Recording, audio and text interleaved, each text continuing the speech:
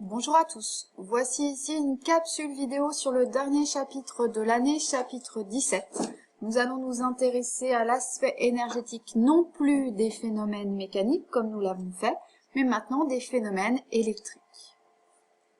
Alors dans un premier temps, quelques rappels sur les notions de collège et seconde sur les phénomènes électriques. Vous devez savoir dans un premier temps ce qu'est un circuit électrique. Et un circuit est constitué de dipôles et de fils électriques. Alors un dipôle c'est quoi? C'est un composant électrique comportant deux bornes. Il en existe du coup trois sortes, les générateurs, les récepteurs et les interrupteurs. Le rôle du générateur, c'est le rôle de source de tension. Il va libérer du courant électrique qui va circuler le long des fils électriques. Le récepteur, eh bien, c'est un dipôle qui va convertir l'énergie électrique en une autre forme d'énergie. Exemple, la lampe convertit l'énergie électrique en énergie lumineuse. Troisième dipôle, l'interrupteur, son rôle est de fermer pour faire circuler le courant ou d'ouvrir le circuit pour stopper le courant électrique. Alors vous avez vu au collège que vous pouviez brancher les dipôles de deux manières différentes, soit en série, soit en dérivation. Alors quand est-ce que l'on dit que les dipôles sont en série? C'est lorsque ces dipôles vont former une seule boucle avec le générateur. Là, la lampe et la résistance sont branchées avec le générateur en formant qu'une seule boucle. Si je m'intéresse au branchement en dérivation, eh bien ici, la lampe et la résistance sont branchés en dérivation car ils forment chacun une boucle indépendante avec le générateur. Donc en clair, lorsque j'ai un circuit en série, le circuit ne forme qu'une seule boucle, alors que lorsque j'ai un circuit en dérivation, il y a plusieurs boucles. Alors je le rappelle, vous l'avez vu, chaque dipôle va être associé à un symbole électrique. Alors, lorsque l'on s'intéresse aux phénomènes électriques, nous étudions deux grandeurs physiques, la tension électrique notée U en volts et l'intensité du courant notée I en ampères. Nous allons nous intéresser à un récepteur particulier appelé résistance ou conducteur ohmique et la particularité de ce récepteur, c'est qu'il convertit toute l'énergie électrique en énergie thermique appelée aussi effet de Joule. Et cet effet de Joule est le résultat de la résistance qui existe. Il existe donc une relation mathématique qui s'appelle la loi d'Ohm, qui dit que la tension électrique est égale à la résistance du conducteur, grandeur en ohms, multipliée par l'intensité du courant en ampères. Cela vous fait penser à une équation d'une droite qui passe par 0, y est égal à a fois x, ce qui vous a permis au collège de définir la caractéristique de n'importe quel dipôle, c'est-à-dire la courbe de la tension en fonction de l'intensité. Et bien pour chaque récepteur, il va exister une résistance interne, du coup avec une résistance en ohms, ce qui fait que la caractéristique d'un récepteur formera toujours une droite qui passe par 0 de la tension en fonction de l'intensité. Le coefficient directeur de cette droite représentera la valeur de la résistance interne en ohms de ce récepteur. Alors, voici ici trois situations pour vérifier vos acquis. Vous avez ici un circuit électrique donc constitué du générateur, source de tension, et de trois récepteurs. Nous voyons bien que il est constitué de deux boucles avec le générateur. Donc là, ici, la lampe est branchée en série avec la résistance 2 puisque ces deux récepteurs ne forment qu'une seule boucle avec le générateur, alors que la résistance 1 est bien en dérivation avec ces deux dipôles. Ici, le circuit est constitué de deux nœuds, vus au collège, le nœud A et le nœud B. Ce qui fait que vous aviez vu que lorsque le générateur libère du courant, eh bien ce courant va se séparer au niveau des deux branches, du coup constituées de AB, pour circuler dans les trois récepteurs.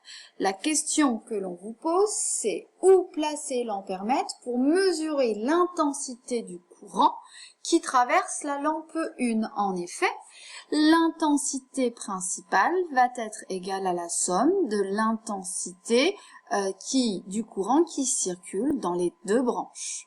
Donc là, vous avez appris au collège que l'intensité était bien mesurée par un ampèremètre. Et pour mesurer cette intensité, il faut que l'ampèremètre soit branché en série, c'est-à-dire le long de la branche AB. Donc soit avant la lampe, soit après la lampe, soit après la résistance 2, étant donné que le long de la branche AB, l'intensité sera la même. On rappelle du coup que la tension électrique U est mesurée avec un voltmètre et que ce voltmètre est cette fois-ci branché en dérivation avec le dipôle dont on souhaite connaître sa tension. On crée donc une nouvelle boucle avec le générateur. Alors la situation 2 porte sur la caractéristique d'un dipôle. Que signifie du coup que la tension est proportionnelle au courant qui le traverse? C'est la courbe de la tension en fonction de l'intensité qui donne une droite qui passe par 0, dont le coefficient directeur est égal à la valeur de la résistance interne. Cela suit du coup la relation de la loi d'Ohm, U est égal à R fois I. U est égal à R fois I, relation que vous avez appliquée dans la situation 3. On vous dit quoi? Que pour une tension de 20 volts, j'ai une intensité de 8 ampères. U est égal à R fois I, je peux en déduire la valeur de R. Une fois que j'ai la résistance, du coup, de ce dipôle, je connais la tension, 25 volts, je n'ai plus qu'à en déduire avec la résistance la valeur de son intensité. Alors voici en correction un modèle de la caractéristique d'un récepteur de la tension en fonction de l'intensité. Et en situation 3, vous avez bien I qui est égal à U divisé par R. On trouve une intensité de 10 ampères. Alors en première, vous devez connaître la définition de l'intensité du courant. L'intensité du courant étant du coup notée grand I et ayant pour unité de mesure l'ampère.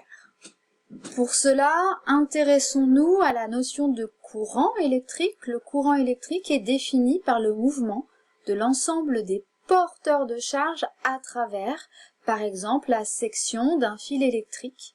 Les différents porteurs de charge sont à connaître. Ce sont des électrons qui circulent dans les fils électriques et qui du coup conduisent le courant, alors que dans les solutions, ce sont les ions qui conduisent le courant.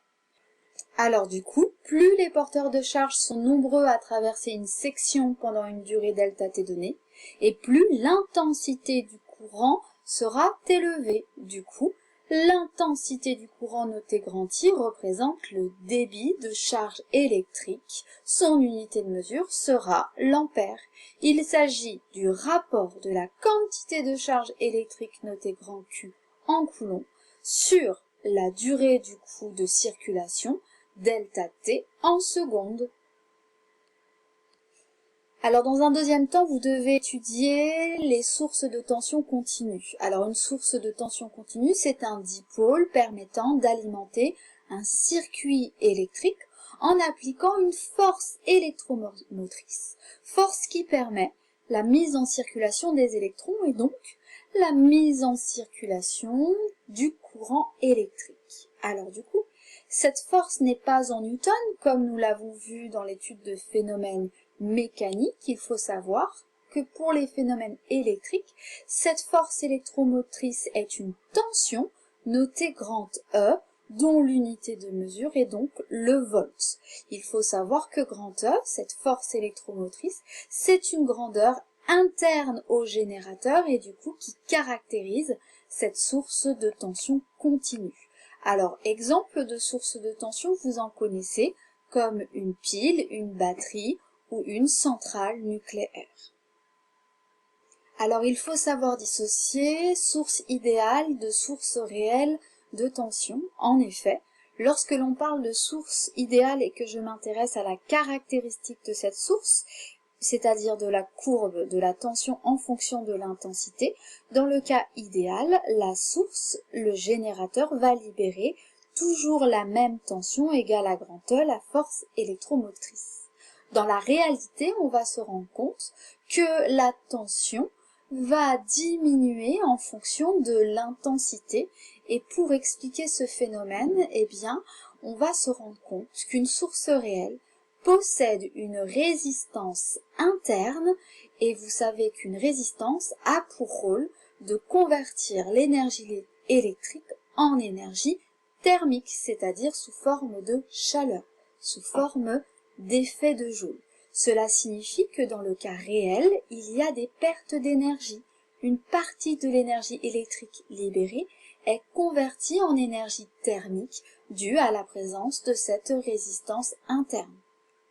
Alors si je m'intéresse à l'équation de la caractéristique d'une source réelle, j'aurai du coup une droite qui ne passe pas par 0, qui s'écrit sous la forme y qui est égal à ax plus b, où a du coup est le coefficient directeur va être égal à moins r, d'où le fait d'avoir une droite décroissante, d'accord, et e est l'ordonnée à l'origine.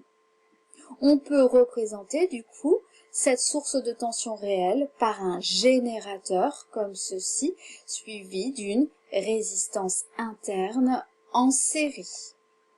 Alors l'objectif de ce dernier chapitre est de comprendre le fonctionnement d'une source de tension, et pour cela, pour finir cette première capsule vidéo, je vais m'intéresser à la notion de puissance électrique.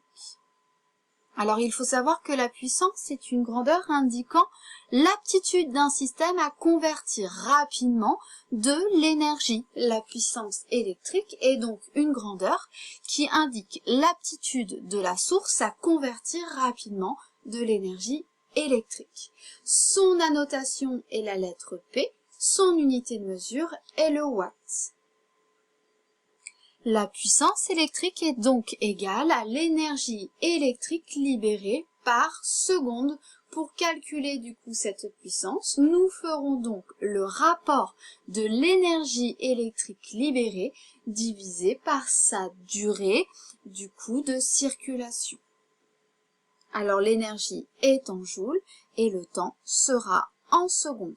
Alors ici, pour indication, je vous ai mis des unités de mesure, puisque du coup, l'énergie universellement est en joules, mais dans la vie de tous les jours, vous avez dû remarquer que souvent, l'énergie était donnée en wattheure, kilowattheure. Eh bien, d'où vient cette unité de mesure?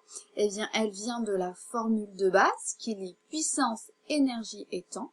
En effet, l'énergie est égale à une puissance fois un temps. Donc dans la vie de tous les jours, quand on étudie l'énergie, on n'étudie pas par seconde, mais par heure. Donc cela signifie que si je fais une analyse dimensionnelle, eh bien, lorsque l'énergie est en kilowattheure, cela signifie que la puissance est en kilowatts et le temps en heures.